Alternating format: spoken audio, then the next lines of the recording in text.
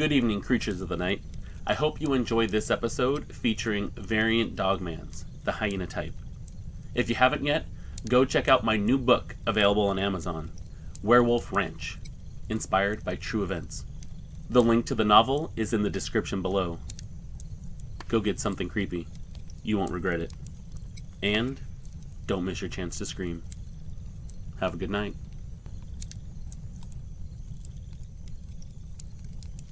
I've lived in northern Pennsylvania my whole life, right on that line between small town comfort and the edge of the wild.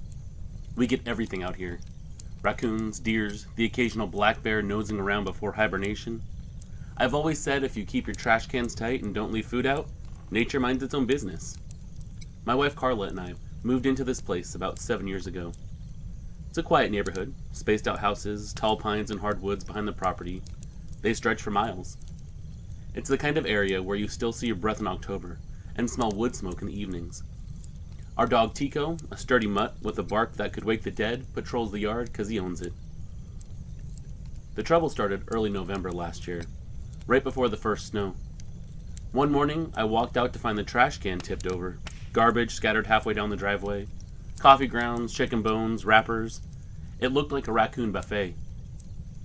Naturally, I cursed under my breath, cleaned up the mess, and figured that was the end of it. But a few nights later, it happened again. And again after that. By the third time, something felt off. The bags weren't just ripped open. They were opened along the sides, like someone had unzipped them with a blade. Cans and bones were piled together, wrappers set aside in a heap. I found the bin lid shoved open from underneath, as if something had lifted it with deliberate strength. I crouched down low to take a closer look and saw a print in the mud. That print didn't look familiar.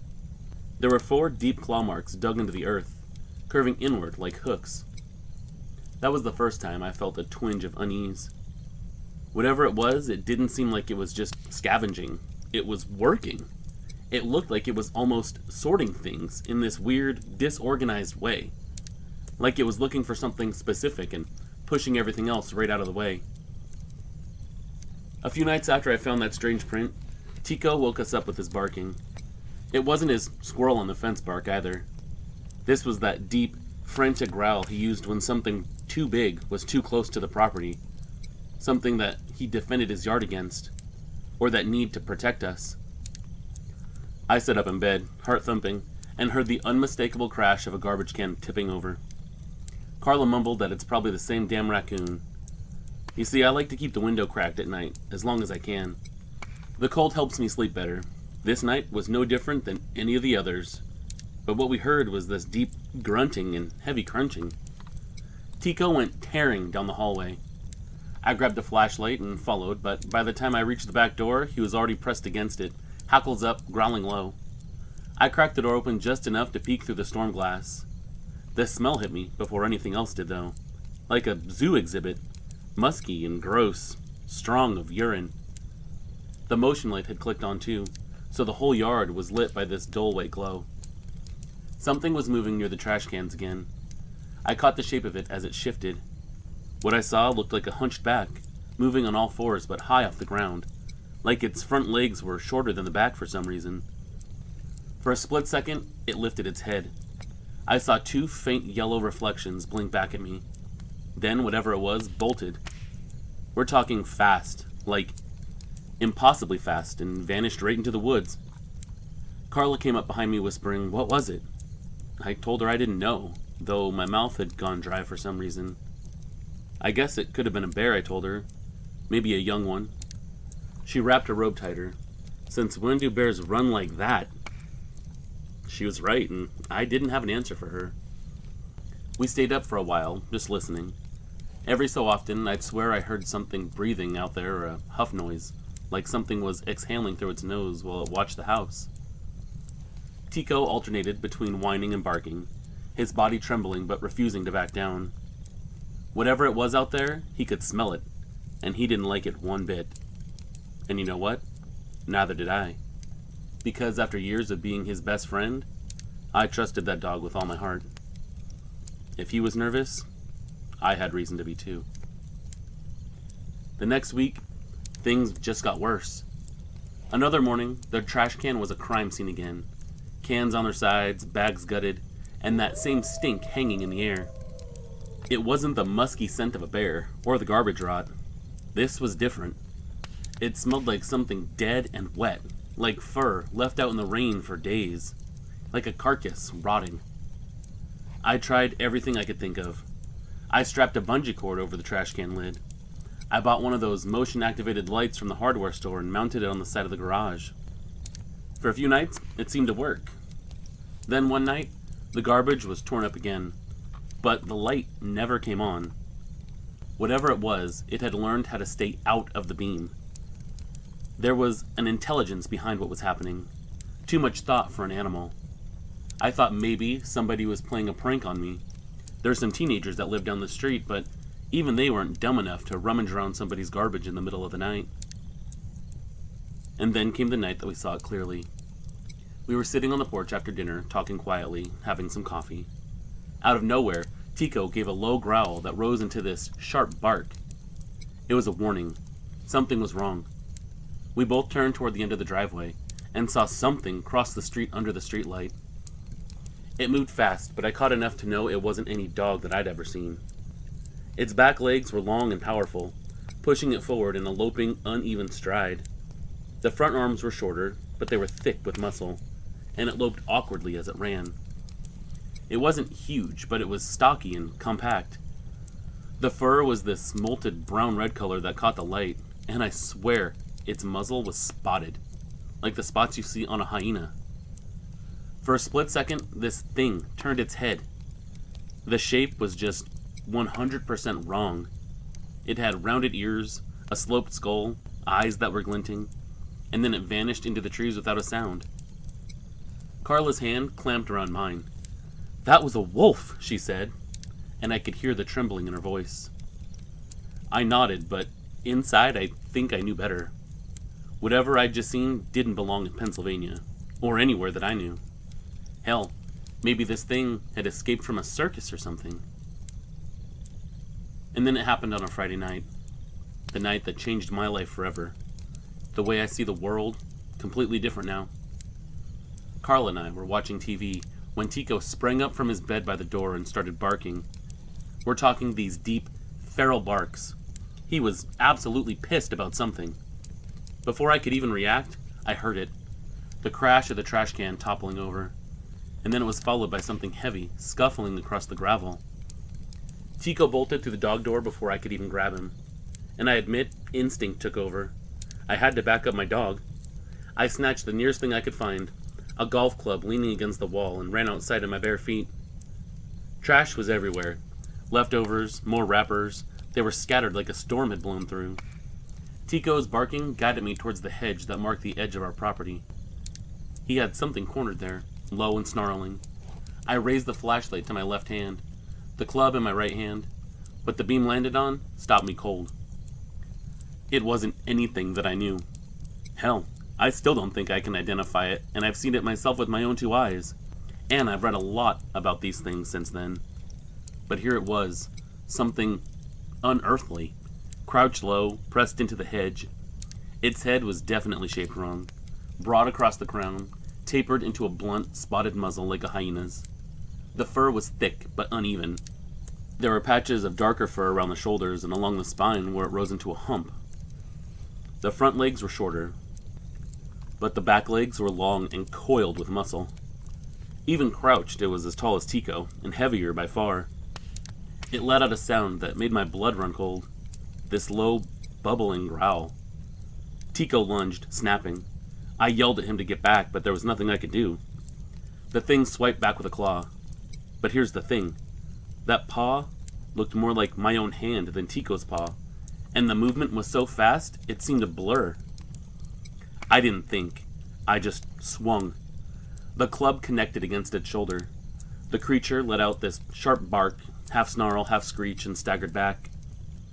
"Get away from him," I shouted. I swung again, yelling, trying to make myself bigger, meaner, louder, anything to keep it off of my dog. I was just swinging away, trying to keep it away from my dog more than actually trying to connect at that point. I was in a blind panic. I was backing this thing up further and further into the hedge, and I didn't know if it was going to lunge at me or lunge at the dog or even take us both out. From those claws that I was looking at, I don't think it would have a problem. And Tico might be brave, but he doesn't have the sense to back down from anything. That thing, whatever it was, hunched low, snarling, shoulders rippling like a coiled spring. For a heartbeat, I thought it was going to charge. And then it twisted its head, gave another of those hideous barking sounds, and burst backwards. It tore straight through the hedge like paper, ripped a bunch of the shrub away, and vanished into the trees on all fours, moving with that same uneven lope that I'd seen before. The hedge was a disaster. That thing had just ripped it apart to get through. It pulled it apart with no problem at all. "Greg!" Carla's voice cut through the doorway. She was terrified. "Get inside!" Tico whimpered and pressed against my leg. I could feel him shaking through my jeans. I stood there, staring at my hedge that looked like a car had just driven through it, golf club still raised, still trying to process what the hell I had just seen. Whatever that thing was, it wasn't supposed to exist. But I'd hit it. I'd felt its weight, felt the power of the muscles as the golf club connected. I smelled its stench. I was just feet from it. It was definitely real. But I had no words for what it actually was. My hands were shaking so badly I almost dropped the club. Tico kept growling under his breath, low and steady, like he expected it to come charging back out of the dark. I backed toward the house slowly, keeping the light pointed at the hole that it had torn through the hedge. I had Tico's collar wrapped around my hand, dragging him back. Carla met us at the door, eyes wide and face pale. "What was that?" she kept asking over and over. But I didn't have an answer. My mouth worked, but nothing came out but the truth. "I don't know, babe." We called animal control. They were closed. We called the cops, let them know that we had just been attacked by a wild animal, but since there weren't any injuries to anyone, they didn't do more than take a statement. Around midnight, Tico started whining again, staring at the window facing the street. I peeked through the blinds and saw nothing but the empty road. I kept my eyes peeled the rest of the night, though. It didn't come back that night. It never did, actually. At least, not that we know of. But the damage was done. The hedge was shredded into splinters, and one of the trash cans had been wrecked. We got one of those security cameras, pointed it right at the garbage can. Another one on the other side of the house, but they've never caught anything unusual. That night changed everything I thought I knew about this place. About reality, even. It wasn't a bear, or a coyote, or a wolf. I've seen those all my life. In real life and in zoos. What I saw wasn't any of those. This thing was something else. Something maybe between man and beast, but sickly somehow. Smaller, like maybe it hadn't fully grown or it wasn't healthy. I called the police again the next morning. Carla was still upset, and honestly, so was I. 2 officers came out, took a look around the yard, the hedge, and the trash cans. One of them was an older guy. He crouched by the lid and let out a low whistle. "Looks like a bear," he said. When I told him what I'd seen, how tall it was, how it moved, the sound it made, they traded that look that cops give when they're humoring someone. The older one scribbled something in his notebook and said, "Best keep your dog inside for a while, sir." And that was it. No real report, no real concern, just a pat on the shoulder and a dismissive smile. I stood there feeling like an idiot, like my word meant nothing. But I know what I saw, and it wasn't a bear. I didn't find any answers until I stumbled across your show, Tales of the Supernatural. I reached out, told you my story, and that's when you mentioned something called Dogman Variant-2. A hyena-type, if you will. When I saw the sketches and read the descriptions, it stopped me cold, brother. The humped back, the spotted muzzle, the short front legs, it was all the same that I had seen. Still, I don't think what I saw was a full-grown one. It seemed smaller and thinner, like maybe it was sick, or young, or desperate. Whatever the case, I feel I was really lucky. I made it out without being hurt, and more importantly, so did Tico. It could have ripped Tico apart. It could have torn through me just as easily. But it didn't. It ran. And I've wondered ever since, what happens when one of them decides not to run?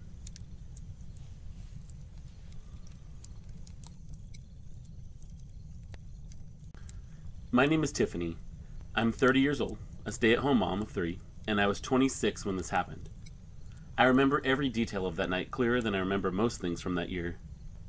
This happened in Washington in 2021. We were on a 2-lane highway in the northern part of the state. I don't really want to say which one, but just know the trees kind of crowd right up to the road. It was late fall, around 11 o'clock p.m., and it didn't seem like anyone else was around the entire time we were driving home.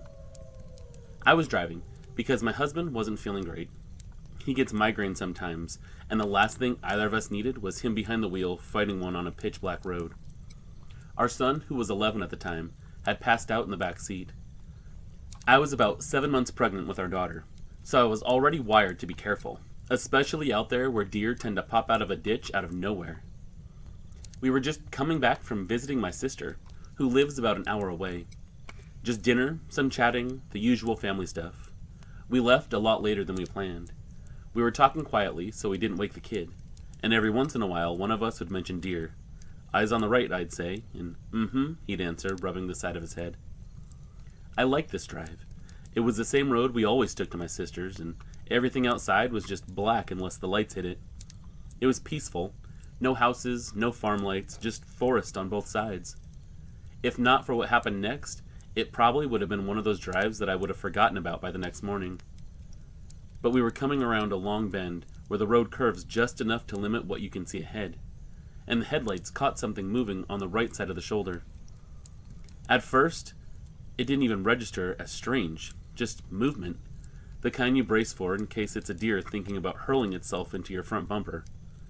But my headlights swept across it, this sharp shape. "Slow down," my husband said quietly, sitting forward a little. "I see it," I told him, and eased off the gas. The first thing I thought was a dog, a big one, maybe a stray or someone's poorly supervised farm mutt sniffing around the ditch. But the longer I looked, the less that made sense, because the shape was too wrong for a dog. The proportions weren't anything like I'd seen on a dog before. Its back looked like it was higher than its head, making it slope down into this line where the shoulders met. The front limbs were bent in a way that didn't match any canine that I'd ever seen. Thick, almost bowed, like the elbows sat too far out at the sides. Almost like if a person were to get on all fours and turn their hands inward and their elbows out. It was crouched low near the grass, sniffing or checking something out on the ground. But the way it held its body, it looked intentional, almost calculating. And it wasn't small either. Even without full visibility, I could tell it had some serious bulk to it. The creature, because that's the best word that I have for it, turned towards us. Not caught off guard like a dog, just aware. It looked at the car like it recognized the concept of a vehicle, like it knew exactly what it was seeing. Its head turned slowly. The eyes caught the light for just a second, and then it rose slightly from that crouching position. Before either of us could fully process what we were looking at, this thing moved. And it was quick as hell. It broke into a run across the road. Not straight across, but at a diagonal angle, heading away from us. Its head stayed low, level with its shoulders, and its entire body rocked forward with each step. The motion was powerful, but uneven, like its front and back halves were built for different purposes. The moment that thing ran out in front of us, I slammed the brakes without thinking. The car jerked, my husband braced his hands on the dashboard, and the seatbelt pulled tight across my belly. My husband shouted, "What the hell is that?" The sudden stop jolted our son awake in the back seat. He sat up fast, asking what was going on. "What's happening, Mom?" It crossed the pavement fast, faster than made sense for the shape of it. But what struck me wasn't the speed, it was the intention. The way that it had angled itself across the road felt practiced, like it knew exactly how cars behaved, like it understood distance and timing. It had this awareness that most animals don't. It didn't bolt and panic. It ran with this strange, almost tactical awareness, like it wanted us to slow down or even stop. The hind legs were long, they looked muscular to me, and they were pushing it forward with these long, bounding strides, like the shorter front limbs hit the pavement with this kind of heavy, controlled push that catapulted it across. Honestly, it was more of a gallop than anything. The fur was clearer now under the headlights. It was this reddish-brown across the back, with darker, shaggier hair over the shoulders and spine. The sides were a lighter tan, thinner fur that showed the shape of its ribs when it turned slightly. The muzzle was short, not wolf-like or fox-like, but shortened and heavy like almost a bulldog's face. And the ears were small, almost not important against the bulk of its head. It was pretty big, easily 5 feet from nose to butt, maybe more. At the shoulders, it stood 3 or 4 feet off the ground, built solid, compact, like something designed to run things down. And maybe this will sound strange, but it felt like it looked right at us before committing to the run, like it wanted us to see it leave. When this thing reached the other side, it disappeared into the tree line. Just gone. We sat there, 3, maybe 4 seconds, staring into the woods like idiots. The car angled slightly from where I braked too hard. The headlights lit up the first row of trunks and nothing else. Just bark, shadows, and blackness behind them. My husband whispered, "Tell me you saw that." "I saw it," I said. My voice barely made a sound, though. I definitely saw it. Our son leaned between the seats and immediately said, "It was a werewolf. I swear, it was a werewolf." I turned around because the tone in his voice hit something in me, and we just locked eyes and stared at each other. I think something passed between us right then. Maybe realization that what we saw wasn't something that we could actually explain. I remember holding on to the side of my stomach, instinctively protective, and looked him dead in the eyes.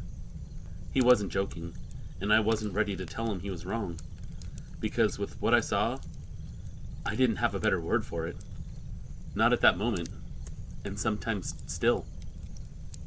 While we were sitting there, something seemed to flicker in the trees, just at the edge of the headlights, like a dark shape shifting between the trunks. Then another quick movement, like something stepping sideways. My stomach dropped. I gripped the steering wheel with one hand and braced my other across my belly. For a split second, I swear on everything that matters, I saw eyeshine. Like this thing was watching us still. I felt it. In my spine, in my teeth, across every inch of my skin. I knew that thing was still there. My husband didn't need convincing. "Go," he said. He wasn't yelling or panicked, just tight, urgent authority. "Get the hell out of here." I nodded and hit the gas. As we passed the exact spot where that creature vanished into the woods, all 3 of us looked, even though I'm sure none of us wanted to. We didn't see it again, but that didn't stop the feeling that eyes were following the car. And later, all 3 of us admitted the same thing without hesitation. It felt like something bad was about to happen if we'd stayed there a second longer. The drive home was surreal. Our son kept going on about how it had to be a werewolf. What else runs like that? What else looks like that? And every time he asked, my husband and I exchanged a glance we didn't mean to exchange. That same silent question hanging between us. Do we even tell him he's wrong? Are we sure he is wrong? Because we saw it too, and calling it a wolf or a dog or a bear would have just been dishonest. When we finally got home, none of us were calm. Not even the baby. She twisted and rolled so much I had to sit down. We were all wired, talking over each other, pacing the living room like we'd just witnessed something criminal. We stayed up until almost 3 in the morning. We talked about the way it turned its head, like it recognized the car, how smart it seemed, the intentional diagonal run, the sense it wanted us to slow down, the size, too long for any dog, too sloped for any wolf, that eerie sense that it was watching us from the trees, waiting to see what we'd do, what it was even doing there in the first place, whether our son should keep calling it a werewolf, or whether he had any right to be corrected. By the time any of us calmed down enough to sit quietly, half the night had already passed. And the worst part? I don't even know if we were lucky it ran away, or if it was disappointed that we didn't stop. Looking back, now that I've had a few years to sit with it, I'm absolutely certain that thing recognized the car. I've seen animals freeze in headlights. Hell, I've almost hit a deer multiple times. I've seen the animals bolt in panic, ignore vehicles completely, but this wasn't any of that. This thing assessed us. It turned its head slowly, like it was waiting for us to get close enough, and then it made a rational decision. It made a conscious decision. No animal does that. And the decision it made is the part that still gets under my skin. I think it ran across the road on purpose because it wanted to see what we'd do.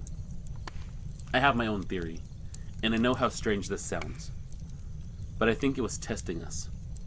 Maybe testing whether we'd stop, or how fast we'd react, or if we'd get out of the car. Maybe even testing whether we were a threat. I've replayed that moment so many times, and nothing about its behavior fits a normal animal. Normal wildlife doesn't move diagonally across a road with the kind of confidence and precision that thing had. Normal wildlife doesn't seem to study you. Sometimes I wonder if that's how they hunt people, or maybe learn how to avoid us, which is a lot less scary than the thought of being hunted. Maybe they use roads as a sort of training ground, places to observe human behavior safely from the tree line, learning the flow of traffic, learning our patterns, learning what makes us stop, learning how to avoid a vehicle. Even though the entire encounter only lasted maybe 2 minutes tops, it changed everything about that night. When we finally calmed down enough to talk about it, we didn't hide anything. We told the story exactly the way it happened to our friends and family. We didn't care how strange it sounded. We all saw the same thing. There's no shame in that. And we weren't about to pretend otherwise. I still don't know if it's a werewolf or a dogman. The word werewolf stuck because of my son, and honestly, that's what it looked like to me too. But the people I've spoken to since, people who've seen similar things, tell me that it's a dogman. Now, I'm not pretending to be an expert, so I trust the people who've been through this. They seem to know a lot more about it than I do. And even though it hadn't run towards us, even though it had moved away, the way it acted, it made my skin crawl. Not because it was monstrous, but because it seemed smart enough to know how to use the road. It knew how to use the light and grab our attention. It was smart enough to manipulate the situation. Smart enough to choose not to approach. And that sat wrong with me in a way I still can't fully explain.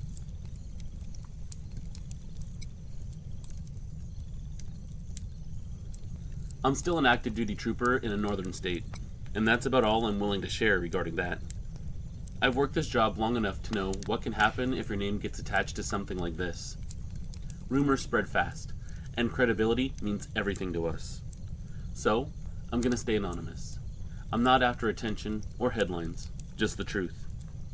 This started about 2 years ago during the spring. I noticed something odd on my route. Deer carcasses, fresh ones, kept vanishing before animal control or the county cleanup crews could collect them. At first, I chalked it up to scavengers. Coyotes, wolves, bear, they were all normal things up here. Sometimes they wandered too close to the road. But the pattern didn't make sense. Smaller animals, like raccoons or rabbits, stayed put. It was always deer, and not just pieces or leftovers. Whole bodies, just gone, as if something dragged them off before daylight.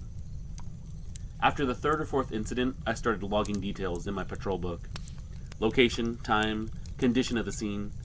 Every time, it was the same. Drag marks heading toward the tree line, and not much else. No boot prints, no tire treads, no sign of a person. I didn't want this animal to associate the roads with food. That could be dangerous for everyone involved.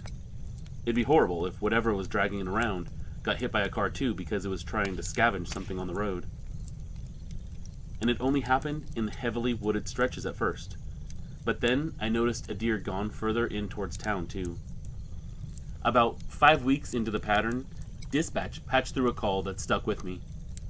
It was a woman heading home with her 2 kids from a late basketball game. She sounded shaken, but calm enough to describe what she saw without hysteria. She said it looked like a big wolf, maybe even a hyena, I don't know. I've never seen anything like it. That word, hyena, made me pause, because we certainly don't have those here. So I asked her to explain. According to her, she was driving down one of the county roads that runs parallel to the state line. It was just past 10 p.m. Her headlights hit something crouched low on the shoulder. She thought at first it was a big wolf feeding on roadkill until it moved. She said its shape was all wrong. Big shoulders, but narrow at the waist, with a noticeable slope from the front to the back, like the spine wasn't even. The fur was dirty red, brown, and gray, darker along the back, like an old rug left out in the rain. The head was short-muzzled, not quite a wolf's and not quite anything else either. The snout looked spotted with darker skin. When the lights hit it, it froze. It hunched over the deer carcass, gripping it like it owned it. She described it as tearing into the meat like a person trying to hide food. It seemed defensive, territorial, and almost possessive. When she slowed to get a better look, it turned its head towards her. The light caught its eyes, and she said it didn't flinch, it looked back. Then it dropped even lower and ran into the tree line on all fours. Not like a dog running. It moved in heavy, uneven strides, like it was galloping or loping away. She said honestly, it looked like some kind of mutant hyena. I took her report, wrote it up, and told her she did the right thing by calling in. I told myself it was probably a big coyote or a wolf out of its range, and this lady had just given to hysterics. But the next morning, I drove that same stretch. There was no deer. I looked up and down the area for the exact spot that she said she'd seen it. It took me a while, but I'm fairly certain I found the spot where the deer had been hit. There was just a smear of blood and drag marks leading straight into the woods. 3 weeks after that call, I was running my usual patrol on the same stretch of road just after dusk. I came around a bend and saw what looked like a fresh deer carcass lying on the shoulder, just past this guardrail. Standard procedure, I pulled over, marked the location, tagged it, and let dispatch know to send animal control out to deal with it. I slowed, hit the hazards, and angled my spotlight towards it. That's when I saw something move. At first, I thought it was another car's shadow, or maybe fog shifting, but then the shape separated from the road and hunkered lower over the deer. My headlights caught just enough to show fur. What I saw was thick and uneven, shaggy in some parts, almost hairless in others. There was brown, mixed with reddish patches that glistened wet in the beam. It was crouched low on all fours, shoulders high and back sloping downward. The body swayed slightly as it fed, like a big cat keeping balance while it tore into its kill. This thing wasn't panicked or rushing. It was feeding with focus. I eased the car another few feet forward and flicked on the high beams. The creature froze. Slowly, deliberately, it turned its head toward me. The first thing that hit me were the eyes. Not bright like an animal caught in a spotlight, but dull, yellow and gold. They were wide-set and too steady. Its head was long. The muzzle was somewhere between a wolf's and a hyena's. Broad at the jaw, narrow at the bridge. The skin around the snout spotted and raw-looking. Its ears were round, fur shorter there, twitching like it was listening for something beyond the sound of my engine. It didn't bolt at first. It just stared, and then it started moving. It clamped its jaws around the deer's neck and dragged it off the shoulder like it weighed nothing. The strength it took to do that? There's not many animals in these parts built for it besides a bear. Not pulling at it like that. I could see the muscles working under the fur. Dense and solid. The front limbs were short but thick with power. Halfway into the tree line, it paused and rose upright. My stomach dropped. I wanted to grab my gun and see what I could do to it, but something told me to stay in that damn car. For a second, I thought my headlights were playing tricks on me, but it stood there, fully upright, one arm hanging low with claws glinting wet. It had to be 7 feet tall. Its chest was broad, nearly twice the size of my own. It had long arms. Its legs were bent like a dog's, digitigrade, but they were thick, like they were built for bursts of speed, not endurance. The fur along the back bristled, darker along the spine, almost black in the wet light. It didn't look afraid. It looked like it was trying to intimidate me, like it was saying that deer belonged to it, and if I tried anything, it would make me very sorry. I got a good look at that thing then, and let me tell you, this guy, pure muscle. I could see biceps. I could see thick thighs, like it was built not just for speed, but for power as well. It even had thick ab muscles like a man. Natural animals don't have a shape like this thing did. The entire thing just looked like a messed up mix of man and animal. I know now what people call them, but you still can't convince me that the term were-hyena isn't appropriate for it too. It turned its upper body towards me, not its head, like it didn't want to lose its grip on the deer, but still wanted to see me clearly. Its posture wasn't random either. It was calculating distance, assessing threats, predatory behavior. Then it shifted. It dropped back to all fours, slipped between the trees. I sat there for a good long moment, one hand on the wheel, the other hovering near my sidearm. I was nervous. Not just in the way you get when you know you're prepared for a confrontation, but like when you're up against something that you aren't sure how to interact with, like a life or death situation that you aren't sure you can pull out of. I think I've read that having a run-in with these sort of creatures brings those feelings sometimes, like your body is reacting naturally to an unnatural experience. I stupidly got out to investigate. I was slow and careful, but still stupid. We carry rifles with us here, and you bet your ass I had that rifle ready for action. It probably wouldn't have worked, and I probably shouldn't have went looking for this thing, but that's just part of who I am. You could smell the carcass in the air, and for a moment I thought I could hear the faint sound of something moving further in the woods. That same heavy, rhythmic breathing that comes with most of these encounters. That was enough for me. I went back to my vehicle. I didn't chase it. I didn't radio in the exact situation either. How could I? Unknown upright hyena man dragging a deer carcass? I'd be the joke of the station before sunrise. I just said I witnessed an unknown predator pulling the carcass into the brush. Said I didn't get a good look at the animal, but I'd seen enough to know the deer was taken. I marked the spot. I drove off slow. I left that stretch of highway alone for a while, but every time I passed it after dark, I could feel it.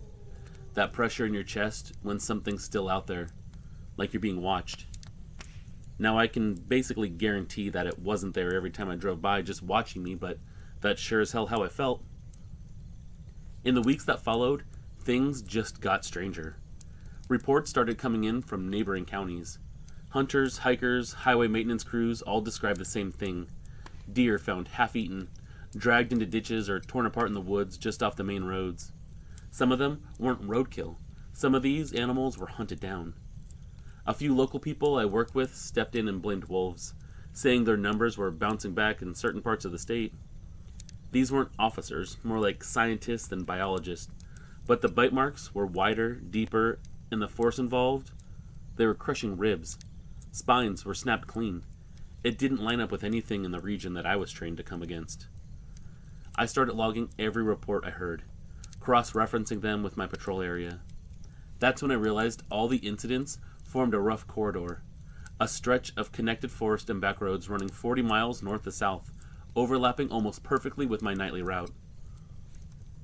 Sometimes I'd drive those roads after dark and keep catching flashes of movement out of the corner of my eye. Nothing clear, never enough to confirm. Of course, this could have been anything out in those woods, but I just thought I'd throw that in this post. Sometimes I'd stop to check what I thought was fresh roadkill. I always felt like I was being watched out there when I stepped out of my vehicle. I never felt alone when I walked those roads. It was like something was always out there keeping pace with me but never showing itself again. For about 2 months after my sighting, the activity kept up. I never saw it again, but the reports would come in every so often. A deer torn up, a carcass missing, weird noises being reported by people that went out into the woods. Of course, all of this was just brushed off by anyone that got involved. That's just how things go. When people in charge don't want these things talked about, it always gets swept away. That's why I didn't open my mouth.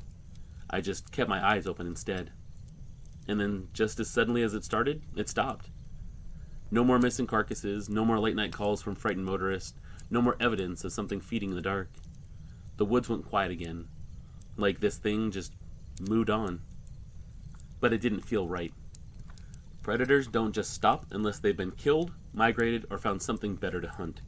And the way this thing moved, the way it thought, none of that felt random. It had patterns and routes and purpose. And then it was gone, like it had finished whatever it came here to do. Looking back, I've come to believe whatever this thing was, it didn't act out of randomness or hunger. It behaved with a purpose. There was a rhythm to its appearances, a method behind where it fed and when it moved. It wasn't prowling like a wild animal. It was working its way through a pattern and working its way up a territory. The first theory I keep circling back to is the scavenger theory. Maybe it was cleaning up deer carcasses, doing what nature's supposed to do, but faster and more efficient. It could have been nature's version of a cleanup crew, something intelligent enough to recognize easy meals and move the evidence before daylight. But then there's also the migration theory. Deer herds shift south through those woods in the colder months, and the activity lined up perfectly with that movement. Maybe this thing wasn't local.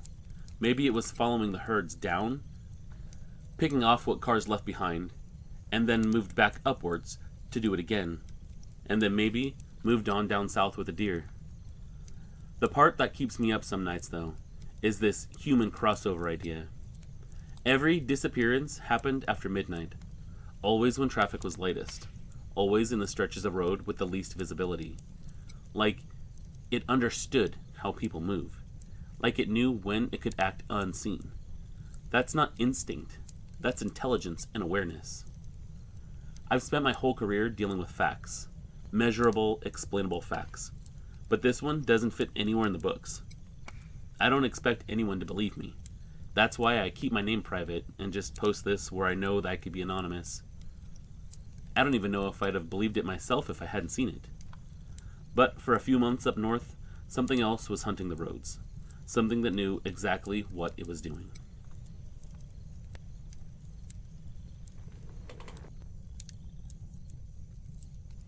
This happened when I was in my late 30s. I'm in my mid-40s now. I'm only writing it because my younger brother Brian sent me a link to this subreddit and said, "You should finally tell them what we saw." So here I am, typing away. I'm not dramatic. I don't scare easy. Those are things you should know about me. I grew up in New Hampshire, and the woods don't hold many surprises after you spent most of your life in them. But this one definitely stayed with me. The place where it happened is a fishing spot Brian and I have been visiting since we were kids.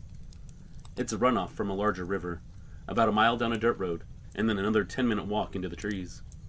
It's nothing fancy, just a place that our dad took us. Just a bend where the water slows down, a gravel bank big enough for 2 people to stand comfortably, and a fallen tree we've been using as a seat for the last few years. We've caught everything you can catch in that spot. When it happened, it was late spring.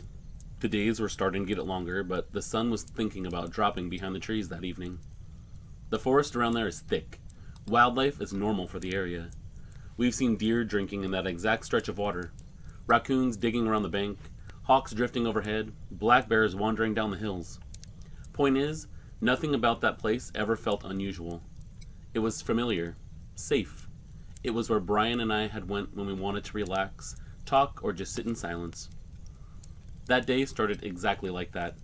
Just 2 grown brothers with fishing poles. Nothing out of place, nothing strange.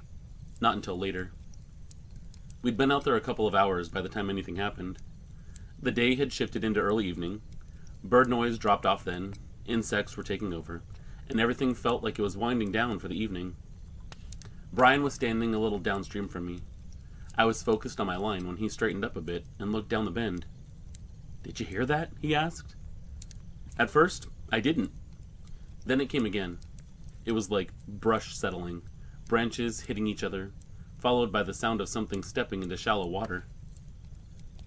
Now the thing is, these were slow, solid steps. They were heavy, and something about the rhythm was off. Like I said, Brian and I had spent our lives out there. We could identify any animal that was out there. Even just hearing something walk around was kind of easy to figure out what it was. But this, it was throwing me for a loop. A bear, it would explain the weight. But this thing wasn't moving like a bear. The steps had a strange pattern, like the front half didn't match the back. A heavy shift, then a quicker one, then heavy again. It didn't sound injured exactly, but it definitely wasn't moving like your normal animal would. So I thought maybe it was another person. Maybe they'd come down to check out the water. But still, caution took over my brain.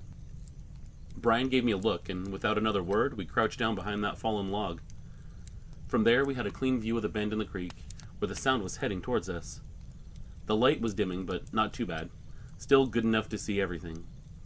I could already make out the shape of something large moving between the trees and the bush, but the way the body swayed was strange. Too tall in front, too low in the back, all fours, so not a man. Brian mouthed to me, "What is that?" I just shook my head.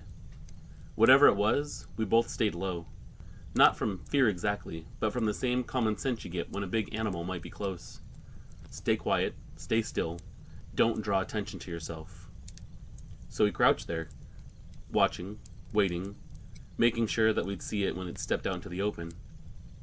And a moment later, that shape finally broke into sight. We could see it clearly enough to know it wasn't anything that we'd grown up around. It was big, bigger in the front than the back, with shoulders that set unnaturally high, and a back that sloped downwards toward thick, powerful hind legs. The front limbs looked shorter, built thick like they belonged to a completely different animal. The whole shape just looked mismatched, but not in a clumsy way. More like whatever it was that we were looking at had evolved to move in a way that we weren't used to seeing. Its fur was a few shades of brown and tan, patchy in places, but thicker along the spine. It had this dark ridge that ran from the back of its neck all the way to its rump, almost like a messy mohawk made of coarse, shaggier hair. In a few spots, especially near the shoulders, there was this faint reddish tint. Not bright, just enough to notice. The head was the part that hit me the hardest, though. The muzzle seemed blunt and heavy, shorter than a wolf's, but much broader. The jawline was thick, like it could crush bone easily. The ears sat small and rounded on either side of the head, and you could actually see them twitching a little bit, like it was shooing off flies. Every so often, it paused to sniff the air, lifting its head slightly and pulling in long breaths like it was testing what else might be around. The way it moved, well, that struck me right away. At first, I thought it was injured because of that uneven gait, the front end shifting heavy, then the back catching up, but after watching it for a few seconds, I realized nothing about this thing was clumsy.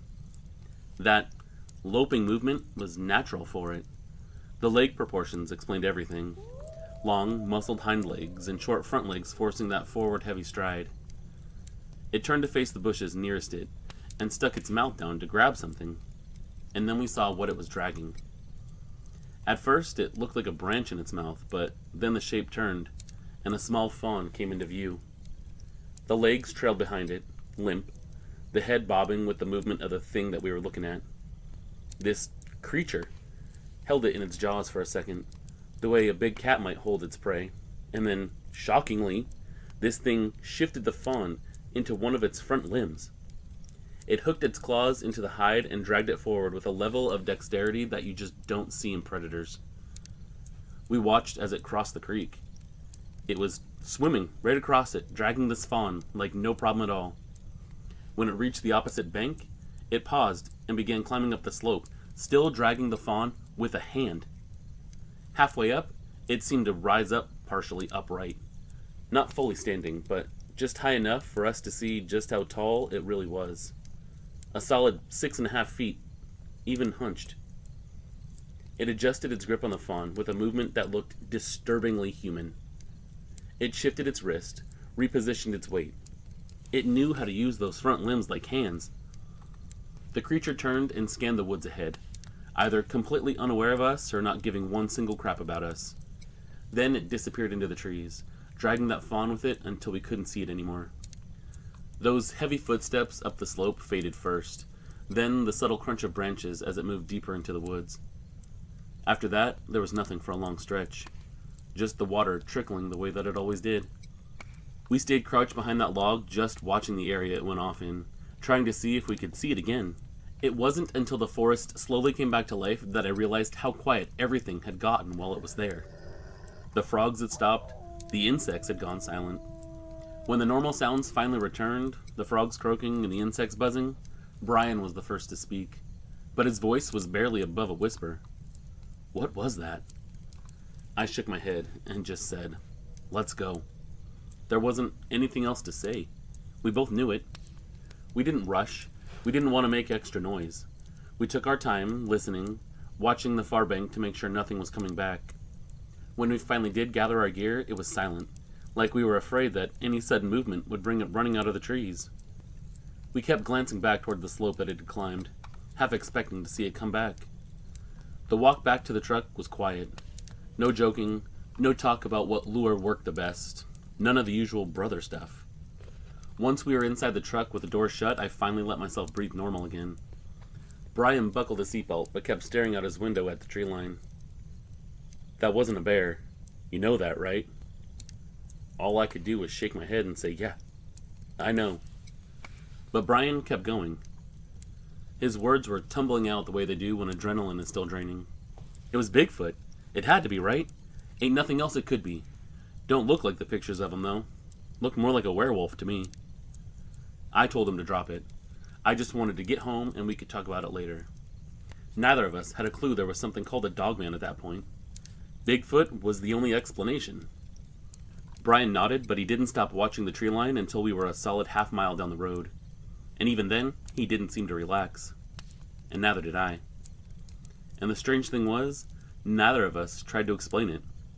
We didn't go down the usual list. Bear, weird wolf, wounded something or other. It was like we both instinctively knew none of those labels fit. Brian muttered Bigfoot again, but I told him no, it wasn't that. I didn't know what it was, but it wasn't that. The legs were wrong, the posture was wrong, the muzzle was wrong, and whatever it was, it moved on all fours. And then on two legs. As far as I knew, Bigfoot didn't do that. We drove home, and that was that. Never saw it again, only talk about it with certain folks, until I posted it here on Reddit. Even today, I can picture the exact angle of its spine, the ridge of fur along its back, the way the water ran off its legs as it climbed the bank. Those details get burned into you. It wasn't until later that I finally put a name to it. Brian liked to research it, and stumbled into some forums, read a few accounts from the Midwest, and found descriptions that matched nearly point for point. That back, the limbs, the shoulders, the coat. People call it a Dogman. This one we saw, I guess, is considered a hyena-type. I'm not here to convince anyone of anything, you see. I'm just telling you the closest match to what we saw. Looking back, I don't think it was hunting people or even stalking the area. I think it was doing exactly what any predator does in the spring, grabbing whatever food it could, either something it killed or something it had found washed downstream. That fawn could have drowned, or it could have taken it down, hard to say. But the creature wasn't acting irrational or rabid. It had a job to do, and it was doing it perfectly. Brian and I have been back to that area since then, numerous times. Probably foolish, but that spot is part of our lives. We've never seen that thing again, but we have come across a few strange kills. Not full bodies, just pieces. A rib cage once, stripped clean. Another time, a chunk of hide from something bigger, maybe an elk. The worst was a moose, though. We just found a hoof lying beside the bank with no tracks, no drag marks, no body. That one made the hair on my neck stand up. A fully grown moose is nothing to take down easily. Whatever did that wasn't small. And where did the body go? These days, I still fish that area, but I don't go unarmed. Not because I think the creature wants trouble, but because seeing something like that changes the way that you look at the woods. It reminds you how small you really are out there, how much of nature is still unaccounted for. Some folks tell tall tales. Some people make things up. I'm not one of them. I'm simply here to tell you my story. And all I know is this. My brother and I saw something we probably weren't supposed to see. Something that exists out there whether people believe it or not. And once you see it, you don't forget it.